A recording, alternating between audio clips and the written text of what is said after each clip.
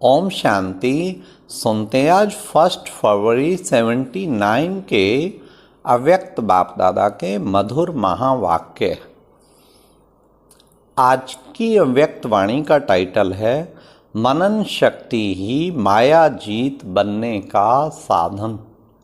आज की मुरली में बाबा ने सब पुरुषार्थी बच्चों की एक ही इच्छा है। वह इच्छा क्या है?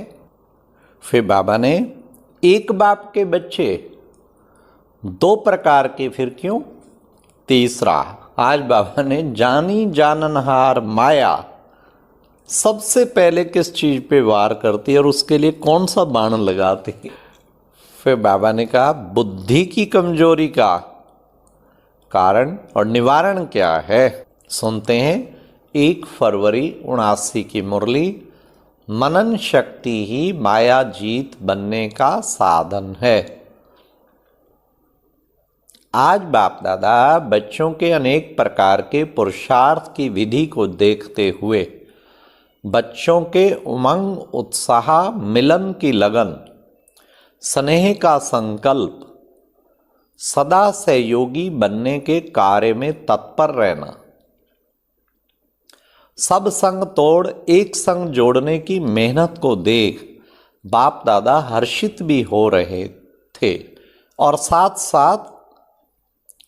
साथ स्नेह के कारण तरस भी पड़ रहा था। तरस किस बात पे? हर एक अपने अपने यथाशक्ति लक्ष्य को प्राप्त करने के लिए तीव्र गति से लगे हुए हैं। सबकी एक ही इच्छा है, क्या? फास्ट जावें और फर्स्ट आवें। दिन रात इसी लगन में चल रहे हैं, लेकिन लक्ष्य एक है, लगन भी एक से है, समय भी एक का है। फिर भी कोई महावीर हैं और कोई बहुत मेहनत अनुभव करते हैं। कोई सहज योगी हैं तो कोई पुरुषार्थी योगी हैं।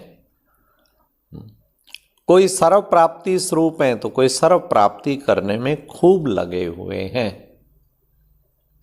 कोई माया जीत है और कोई माया के विघ्नों से युद्ध करने में लगे हुए हैं।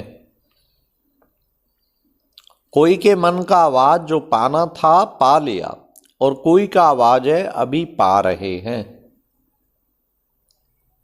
कोई सदा साथ का अनुभव करते, कोई सदा साथी बनाने के प्रयत्न में रहते। ऐसा देख बाप दादा को मेहनत करने वालों के ऊपर तरस पड़ता है। एक बाप के बच्चे दो प्रकार के क्यों? और यह मेहनत भी कब तक? यह अलौकिक जन्म जिस जन्म को वरदान है, क्योंकि वरदाता द्वारा यह जन्म है। ऐसा वरदानी जन्म प्राप्त होते हुए भी यह जन्म भी मनाने की बजाय मेहनत में ही जाए तो ऐसा वरदानी जन्म फिर कब मिलेगा? इसलिए इस वरदानी जन्म का हर सेकंड और सर्व प्राप्ति करने का सुहावना सेकंड है। ऐसे समय को पाने की बजाय मेहनत में लगाना क्या अच्छा लगता है? चाहते भी नहीं है फिर भी कर लेते हैं। क्यों? आज बाप दादा ने विशेष कारण देखे। मूल कारण है जो चाहते नहीं हो लेकिन परवश हो जाते। किसके वश हो जाते उसको भी अच्छी तरह से जानते हो। जानते हुए बचने का प्रयत्न करते हुए भी फिर चक्कर में आ जाते हो, क्योंकि माया भी जानी जाननहार रूप में आती है। वह भी जानती है कि इन ब्राह्मण आत्माओं का मुख्य आधार बुद्धि योग है। दिव्य बुद्धि द्वारा ही बाप से मिलन मना सकते, तो माया भी पहले पहले बुद्धि में वार करती है। पहला वार बुद्धि पे माया का। बाबा ने कहा माया भी जानी जाननहार है ना, तो पहला वार बुद्धि पर करती है। वह भी जानती है इन ब्राह्मण आत्माओं का मुख्य आधार बुद्धि योग है। दिव्य बुद्धि द्वारा ही बाप से मिलन मना सकते हैं। माया भी पहले पहले बुद्धि में वार करती, कमजोर बना देती है। किस द्वारा? माया का विशेष बाण। अब सुनिए कौन सा बाण छोड़ती है। माया का विशेष बाण व्यर्थ संकल्पों के रूप में होता है। किस द्वारा? बाबा ने कहा इस बाण द्वारा दिव्य बुद्धि को कमजोर बना दे। थोड़ी देर भी व्यर्थ संकल्प चले, दिव्य बुद्धि कमजोर, बस हो गए फिर तो परवश, सरेंडर। माया का भी पूरा टेक्निक है। और कमजोर बनने के कारण परवश हो जाते। कमजोर व्यक्ति जो चाहे वह नहीं कर पाता। इसलिए चाहते हो लेकिन कर नहीं पाते हो। इस कारण का निवारण सर्वशक्तिवान बाप द्वारा जो प्राप्त हुआ है, उस शक्ति को कार्य में नहीं लगाते। वह विशेष शक्ति है कौन सी? निवारण भी बाबा साथ साथ बता रहा है। वह विशेष शक्ति है मनन शक्ति। मनन शक्ति को यूज करना नहीं आता। मनन शक्ति ही दिव्य बुद्धि की खुराक है। खुराक को न खाने से कमजोर बन जाते और कमजोर होने कारण परवश हो जाते हैं। मनन शक्ति का विस्तार बहुत बड़ा है, लेकिन विधि नहीं आती।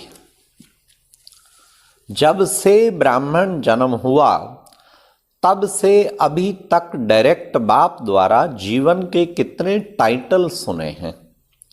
अगर वर्णन करो तो पूरी लंबी माला बन जाए। भक्ति मार्ग में भी सुमरण करने के अभ्यासी हैं। एक एक मणके पर सुमरण करते हैं। भक्ति में सुमरण शक्ति है और ज्ञान में स्मृति की शक्ति है। जब भक्त आत्माएं अपनी शक्ति को नहीं भूलती, अल्पकाल की विधि से अल्पकाल की सिद्धि को पाती रहती हैं, तो आप ज्ञानी तो आत्माएं स्मृति की शक्ति की विधि को क्यों भूल जाते हो? अगर रोज अमृत वेले, अब बड़े ध्यान से सुनो, मनन शक्ति को बढ़ाने का बाबा आगे तरीका भी बता रहे। अगर रोज अमृत वेले अपने एक टाइटल को भी स्मृति में लाओ और मनन करते रहो, तो मनन शक्ति से सदा बुद्धि शक्तिशाली रहेगी। शक्तिशाली बुद्धि के ऊपर माया का वार नहीं हो सकता, अर्थात परवश नहीं हो सकती। तो मूल कारण है बुद्धि की कमजोरी और कमजोरी का कारण है मनन शक्ति। जैसे आजकल की विशेष आत्माएं अर्थात पढ़े लिखे लोग, जैसा कार्य होगा, जैसा स्थान होगा, वैसे अपने चेंज करते हैं, ड्रेस चेंज करते हैं। आपके जड़ चित्रों का भी हर समय ड्रेस चेंज करते हैं। भविष्य देवताई रूप में भी हर कार्य की ड्रेस अलग अलग होगी। यह संस्कार भविष्य का वर्तमान के आधार पर है। इस समय का फैशन व रीति रस्म सतयुग में तो चलेगी, लेकिन आपके जड़ चित्रों में भी रस्म चली आ रही है। तो संगम युग की रीति रस्म कौन सी? जैसा कार्य करते हो वैसे टाइटल प्रमाण अपना स्वरूप याद रखो। सबसे ज्यादा फैशनेबल संगम युगी ब्राह्मण हैं। जैसा समय वैसा स्वरूप, यह स्वरूप भी आपकी ड्रेस है।